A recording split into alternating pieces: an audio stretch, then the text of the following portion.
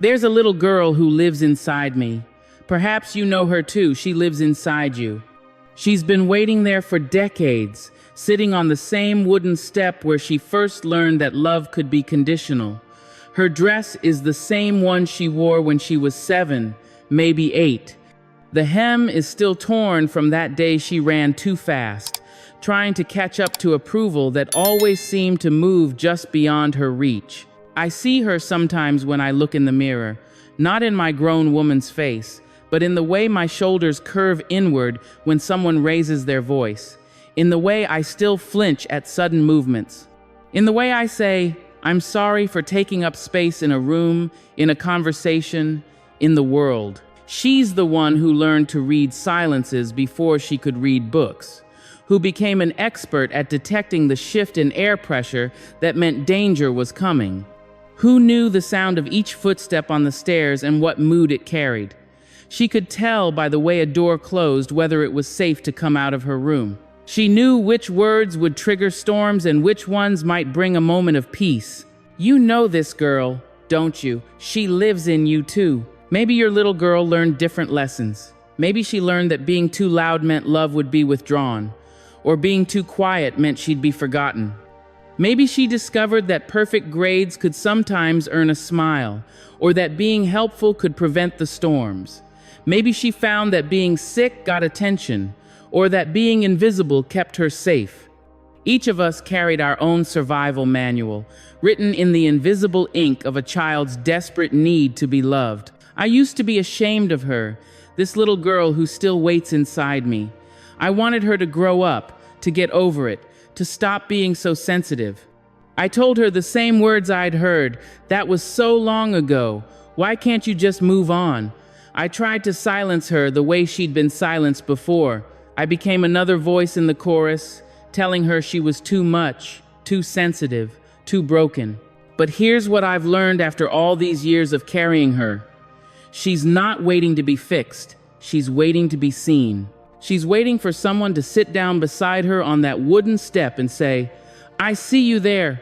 I see how hard you tried. I see how much it hurt. She's waiting for permission to stop pretending it was okay when it wasn't, to stop minimizing the mountains she had to climb just to survive her own home.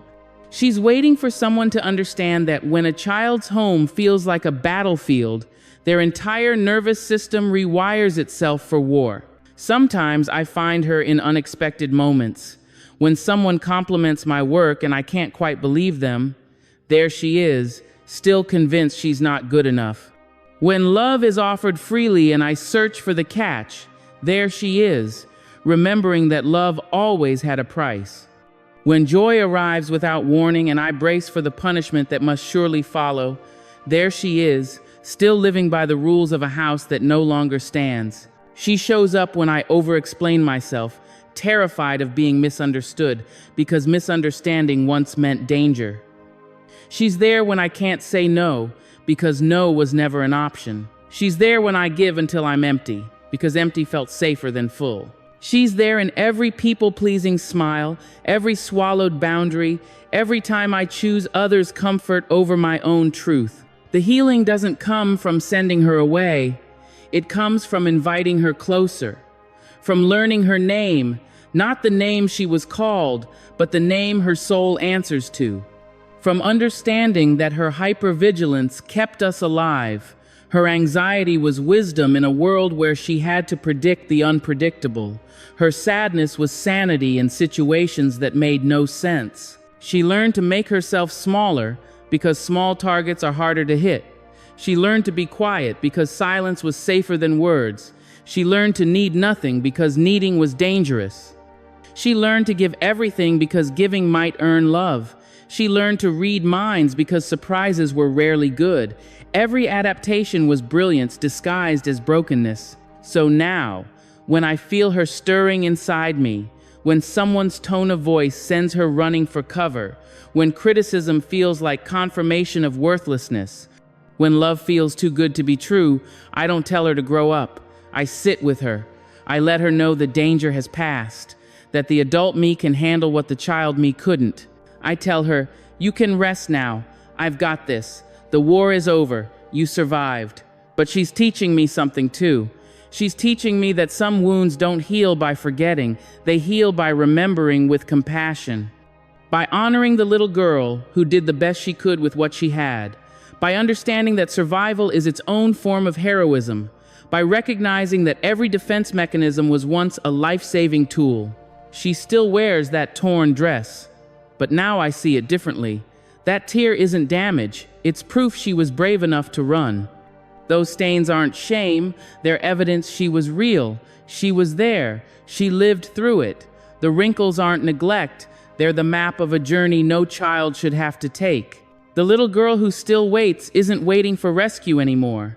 She's waiting for recognition, for someone to say, "What happened to you mattered. Your pain was real. Your responses were rational. You weren't too sensitive. You were sensitive to what was actually happening. You weren't too much. You were a child in an impossible situation." And maybe, just maybe, she's waiting for us to realize something else. She's not just our wound, she's our wisdom.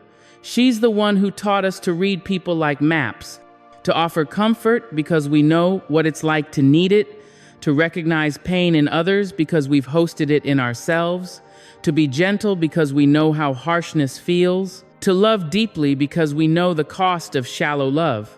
She's still there, that little girl, not because she's stuck, but because she belongs to us. She's part of our story, the chapter we survived, the strength we don't always recognize, the tenderness that makes us who we are. She's the reason we stop for stray cats, the reason we notice when someone's smile doesn't reach their eyes, the reason we can't walk past pain without feeling it in our own chest. She made us into women who understand that sometimes the bravest thing you can do is feel, and she's still waiting. But now, perhaps, she's waiting with us instead of alone, waiting for the world to become the safe place she always deserved, waiting for us to create for others what we needed for ourselves. She's waiting, and finally, we're listening. The nursery of my childhood had shadows that moved when nothing else did. Not the playful shadows of tree branches dancing on walls, but the heavy kind that settled in corners and whispered things children shouldn't have to hear. They were there before I had words for them, shaping me in ways I'm only now beginning to understand. These shadows had names I couldn't pronounce then. Neglect that wore the mask of being independent. Criticism dressed up as helping you improve. Rage disguised as discipline. Absence that called itself working hard for the family. They moved through our house like residents who'd signed a lease on my childhood, and no one seemed to notice but me. I learned to see in the dark because of them, not with my eyes, but with something deeper. That ancient knowing that children develop when safety isn't guaranteed.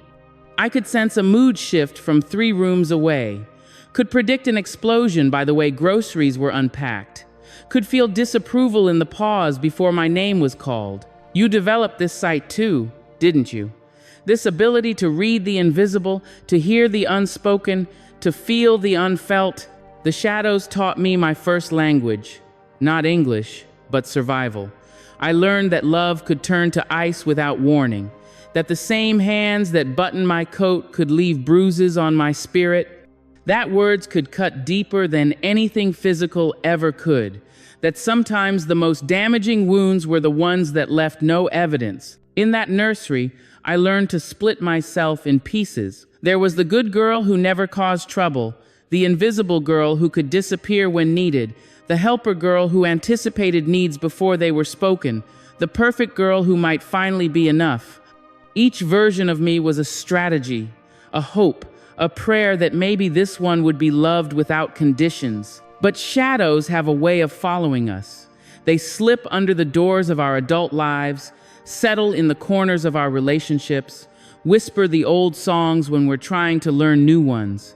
I find them sometimes in my own home, these inherited darknesses that I never meant to pack when I left. They're there when I panic at the thought of making someone unhappy, when disappointment feels like death, when I need to control everything because chaos once meant catastrophe, when I can't rest because rest was luxury I couldn't afford, when I love too hard, give too much, forgive too quickly, trust too slowly. The shadows taught me that I was responsible for everyone's emotions, that my worth was measured in usefulness, that anger was dangerous when it wasn't mine, that my needs were burdens better left unspoken, that being too much and not enough could somehow coexist in the same small body.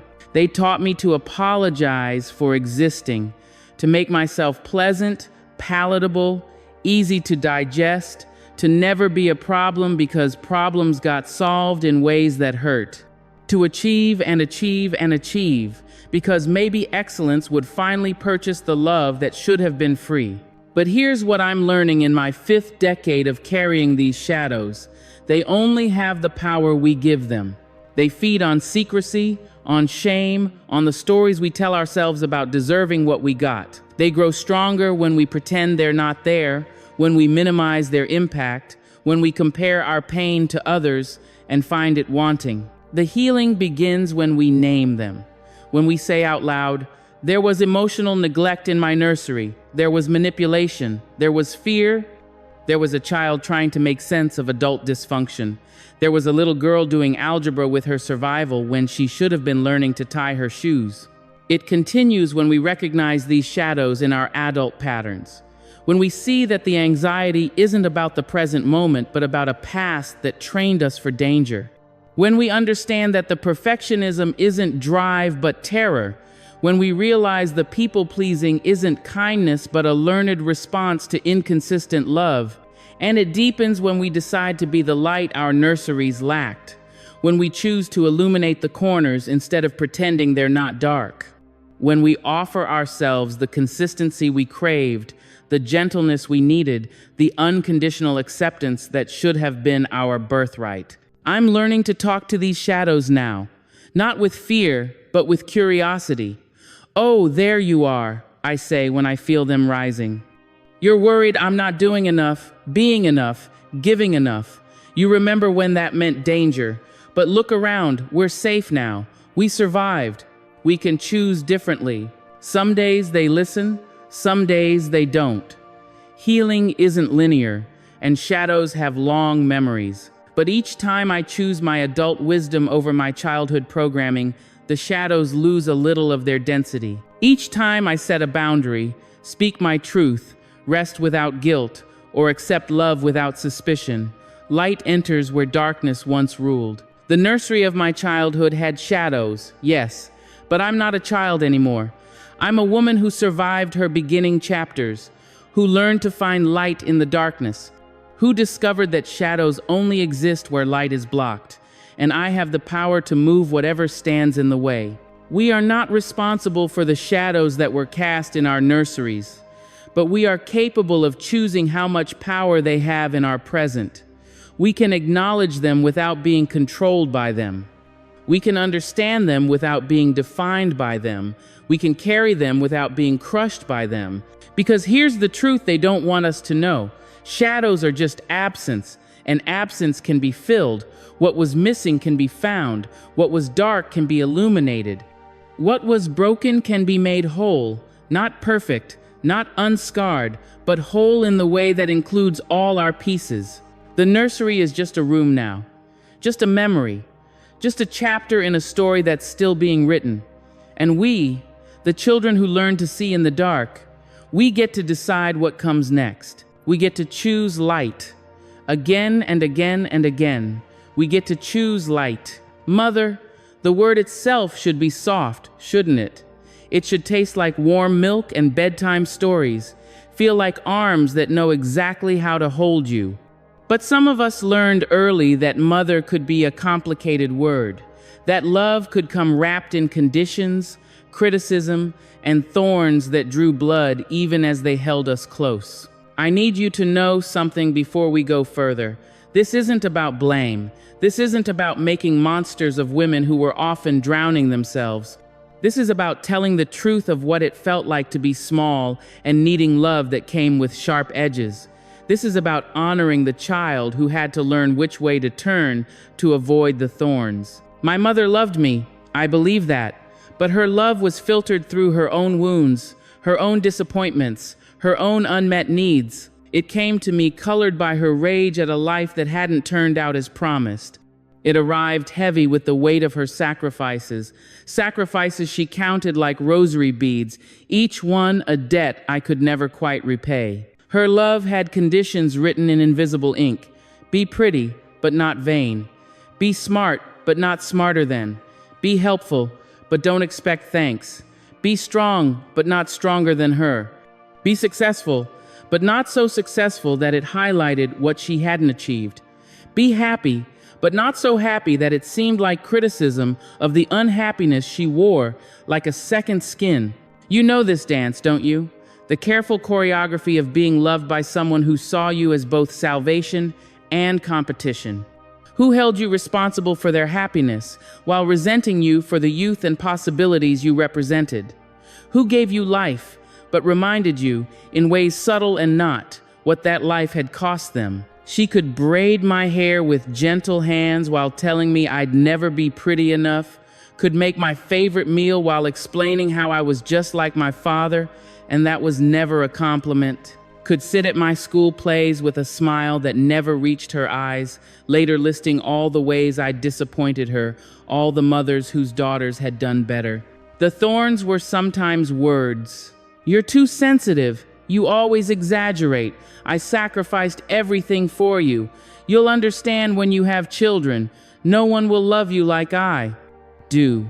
Each phrase a small cut that seemed harmless enough until I realized I was covered in scars, bleeding from 1,000 tiny wounds that never quite healed. Sometimes the thorns were in what wasn't said, the silence after report cards that were never good enough, the sigh that greeted my excitement, the turned back when I needed comfort, the emotional absence that felt like abandonment even when she was sitting right there in the same room, breathing the same air, but living in a different universe. I learned to be a gardener of her moods, to predict the weather of her emotions, to make myself useful, needed, indispensable. I became an expert at reading her face, at knowing which version of her would walk through the door.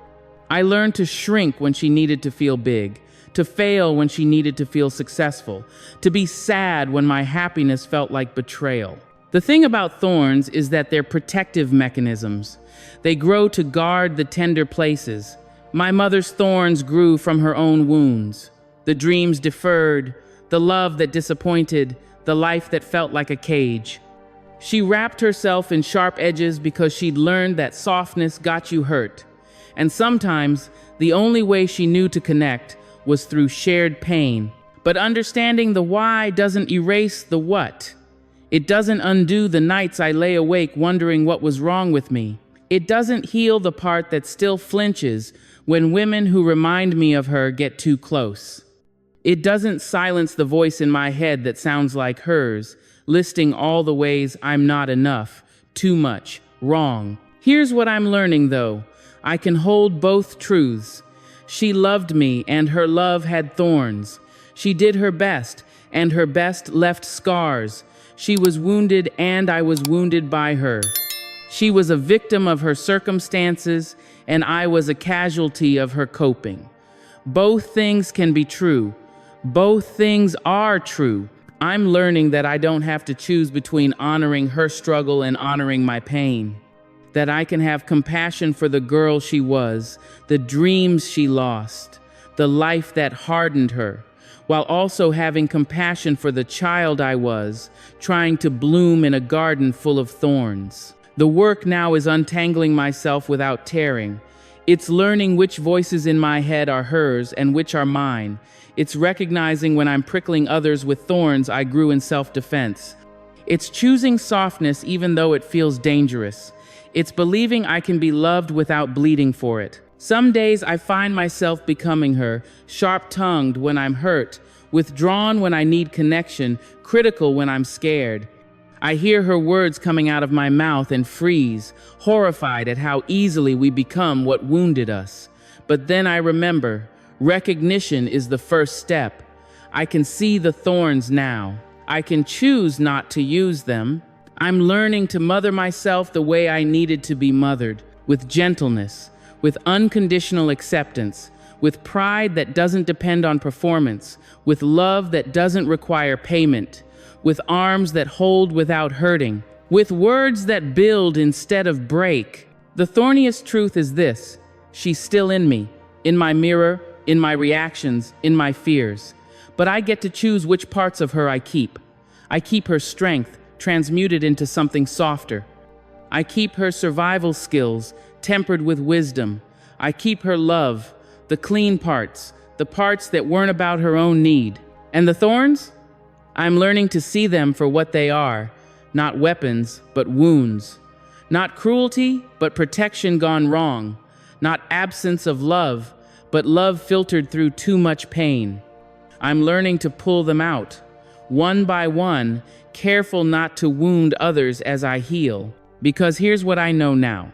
Love doesn't have to hurt to be real. It doesn't need thorns to be strong. It doesn't require blood to prove its depth.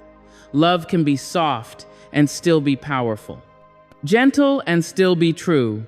Free and still be precious. We who were loved with thorns, we get to choose a different way. We get to break the cycle. We get to love ourselves and others with the tenderness we craved. We get to prove that sometimes the most revolutionary act is to be soft in a world that taught us to grow sharp edges. The mother's love that had thorns, it shaped us, yes, but it doesn't have to define us. We can honor where we came from while choosing where we're going. We can be grateful for the love, however flawed, while promising ourselves something better. We can bloom now, without thorns, without bleeding, without apology. We can finally bloom. How does a child learn to be both too much and not enough at the same time? It's a riddle that makes no sense until you've lived it, until you've spent decades trying to calibrate yourself to an impossible standard, turning the volume of your soul up and down, seeking that perfect frequency that might finally make you acceptable. I was too loud when I laughed, but too quiet when asked my opinion, too emotional when I cried, but too cold when I protected myself, too needy when I asked for attention, but too independent when I stopped asking, too sensitive to criticism, but too hardened to compliments. The goalpost moved every time I thought I'd figured out the game. You know this exhausting dance, don't you? This constant adjustment, this endless editing of self. It started so young, maybe 5, maybe 6. That first time someone important looked at you with disappointment and said, "Why do you have to be so dramatic, so difficult, so demanding, so different?" The sentence might have ended differently for you, but the message was the same. You are wrong in your being. Your factory settings are incorrect. You need to be fixed. So we tried. Oh, how we tried. We became shapeshifters, emotional contortionists, bending ourselves into whatever pretzel shape might earn approval. We learned to read rooms like survival manuals, to modulate our voices, our needs, our very existence based on the emotional weather of others. We became less like children and more like barometers, constantly measuring and adjusting to atmospheric pressure. When they said we were too sensitive, we built walls so thick we couldn't feel anything at all. Then they called us cold. When they said we talked too much, we went silent. Then they asked why we never shared anything. When they said we were too demanding, we stopped asking for anything. Then they wondered why we were so distant, so self-contained, so hard to reach. The cruelest part? We internalized their confusion as our failure. We believed there must be some perfect balance point we kept missing, some ideal version of ourselves that would finally be right. Not too much of anything, not too little of anything, just enough. But enough was a moving target, and we were always either overshooting or falling short. I spent years trying to make myself smaller, quieter, less complicated, less feeling, less everything. I apologize for my enthusiasm, my intensity, my tears, my laughter, my needs, my boundaries, my existence. I'm sorry became my prefix to being human. I'm sorry for taking up space. I'm sorry for having feelings. I'm sorry for being here. But I was also trying to be more helpful, more understanding, more forgiving, more productive, more perfect, more of whatever might finally tip the scales toward acceptance. I collected achievements like poker chips, hoping to cash them in for love. I gave until I was empty, hoping generosity might purchase belonging.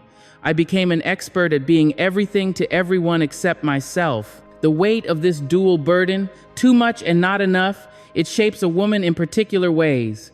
We become hyper-vigilant managers of ourselves. We develop eating disorders trying to control the one thing we can, our bodies. We choose partners who confirm what we've always suspected, that we need to earn love by being less and more. We work ourselves to exhaustion, trying to prove worth that should have been inherent. We become apologists for our own existence. We preface our opinions with disclaimers.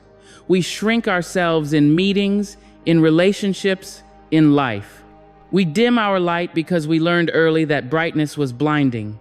We lower our voices because volume was violence. We need less because needing was too much. But here's what I'm discovering in the ruins of all that trying. The problem was never us. The problem was being given an impossible equation and told it was solvable. The problem was being asked to be simultaneously more and less of everything. The problem was making a child responsible for adult comfort. The problem was teaching a girl her worth was conditional on her ability to contort. We were not too much. We were children with big feelings in a world that preferred numbness. We were not too sensitive. We were canaries in coal mines, feeling what everyone else was trained to ignore. We were not too difficult. We were human beings with needs in systems that preferred machines. We were not too emotional. We were honest in a world that preferred pretense. And we were not enough. We were children asked to be adults. We were humans asked to be perfect. We were individuals asked to be everything. We were complete beings told we were rough drafts in need of endless revision. The healing comes when we stop trying to solve the unsolvable equation, when we realize that too much and not enough are not measurements of our worth, but weapons of control. When we understand that the people who said we were wrong were speaking from their own wounding, their own overwhelm, their own inability to hold complexity. I'm learning now, finally, to reclaim my too much. My intensity is not a flaw, it's passion. My sensitivity is not weakness, it's deep feeling in a numbed world. My needs are not burdens, they're human. My voice is not too loud, it just sounds that way to people who prefer women silent. And I'm learning to fill my not enough, not by doing more, being more, giving more, but by recognizing that enough is not something I achieve, but something I already am. I was born enough. Before the first criticism, before the first disappointment, before the first time someone looked at me and found me wanting, I was already enough. We who carry this double weight, too much and not enough, we get to set it down now. We get to stop apologizing for our existence. We get to take up space without explanation. We get to have needs without justification. We get to be complex without simplification. We get to be whole without modification. Because here's the revolution. We don't need to be fixed. We need to be free. Free from the impossible mathematics of others' comfort. Free from the exhausting calibration of self. Free from the weight of being wrong simply for being. We are not too much. We are not too little. We are not problems to be solved or equations to be balanced. We are women who survived being told we were wrong for being ourselves. And now, finally, we get to discover who we really are when we stop trying to be everything else. We are exactly enough. We always were. We always will be. Exactly. Enough. She looks back at me every morning, this woman in the mirror.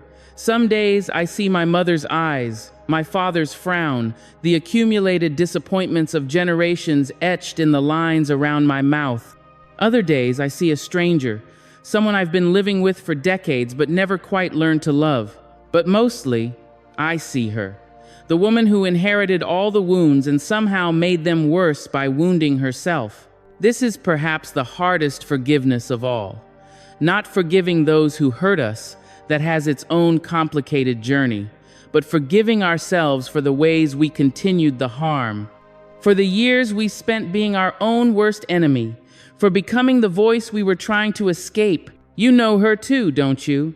The woman who took over where they left off, who learned their lessons so well she didn't need them anymore. She could hurt herself just fine without their help.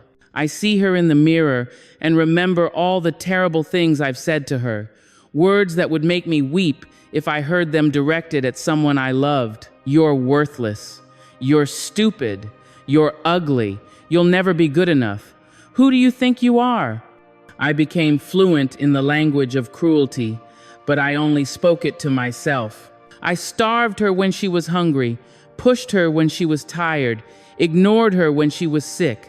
I punished her for needing rest, for wanting love, for craving gentleness. I demanded perfection and gave her contempt when she fell short. I compared her to everyone and found her lacking.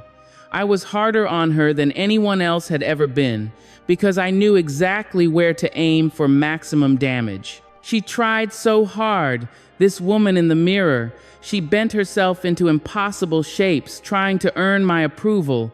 She achieved and achieved, hoping I'd finally be satisfied.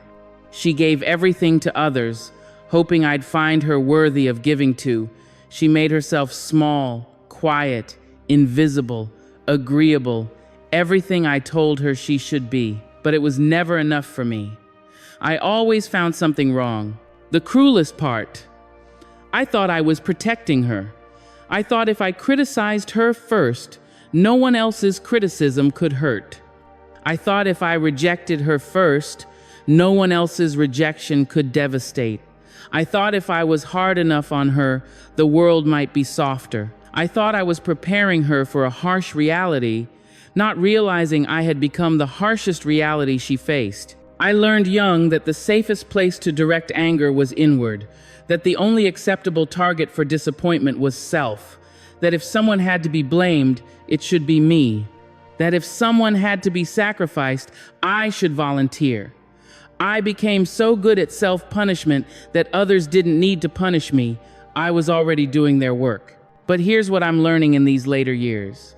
These years when the mirror shows me time is not infinite, that this woman I've been so cruel to is not going to last forever. She deserved better. From them, yes, but especially from me. She deserved compassion when she made mistakes. She was learning as she went, making it up in a world that gave her no good map. She deserved rest when she was tired. Her exhaustion was not laziness, but the accumulated weight of carrying too much for too long. She deserved love when she felt unlovable. Those were the moments she needed it most. She deserved someone in her corner, cheering her on instead of cataloging her failures. She deserved someone to notice her victories, not just her defeats. She deserved someone to see her trying, to acknowledge her progress, to celebrate her survival. She deserved a friend, an ally, a protector. She deserved what I gave so freely to others, but withheld from her. The forgiveness starts with seeing clearly, with recognizing that I became my own abuser because it gave me the illusion of control. If I was the one hurting me, then I could stop anytime I wanted. If I was the one rejecting me, then I was never really rejected. If I was the one who found me lacking, then maybe I could finally become enough. It continues with understanding. I was a child when I learned these patterns. A child doing the best she could with terrible tools. A child who thought self-hatred might be the price of survival. A child who didn't know there was another way to be in the world. I carried those childhood strategies into adulthood because no one ever taught me different ones. And it deepens with choice. Every day now, I choose differently.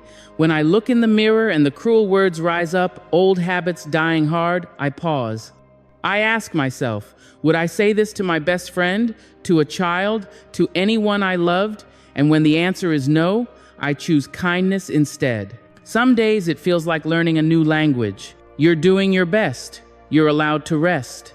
You're human and that's okay. You're worthy of love exactly as you are.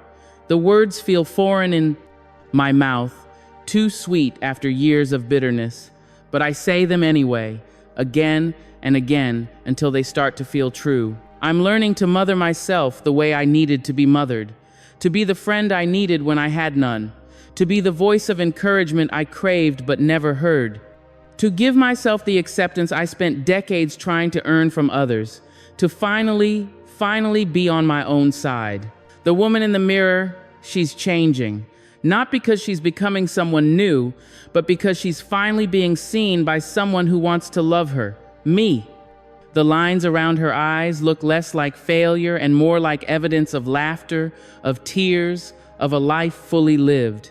The silver in her hair looks less like surrender and more like wisdom earned through survival.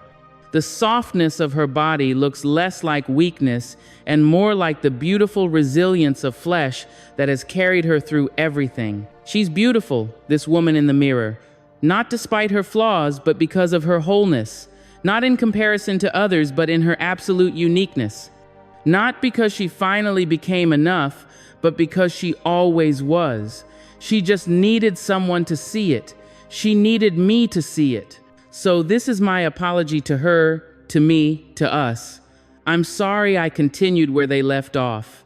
I'm sorry I was so hard on you when what you needed was softness. I'm sorry I withheld from you what you freely gave to others.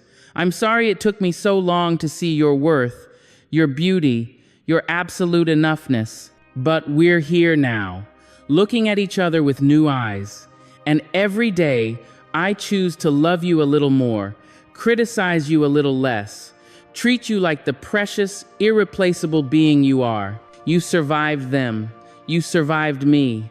You survived it all. And now, finally, it's time to more than survive. It's time to bloom.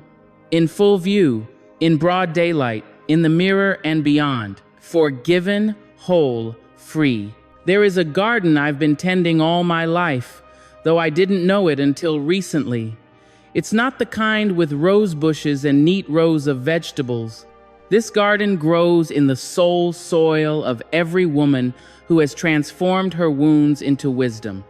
You have this garden too. Perhaps you haven't seen it yet, but it's there, wild and beautiful and utterly yours. I discovered mine on an ordinary Tuesday when I caught myself comforting a younger woman the way I wished I'd been comforted, heard myself speaking truths I'd learned in the darkness, felt myself holding space for her pain without trying to fix it, because I finally understood that some pain isn't meant to be fixed.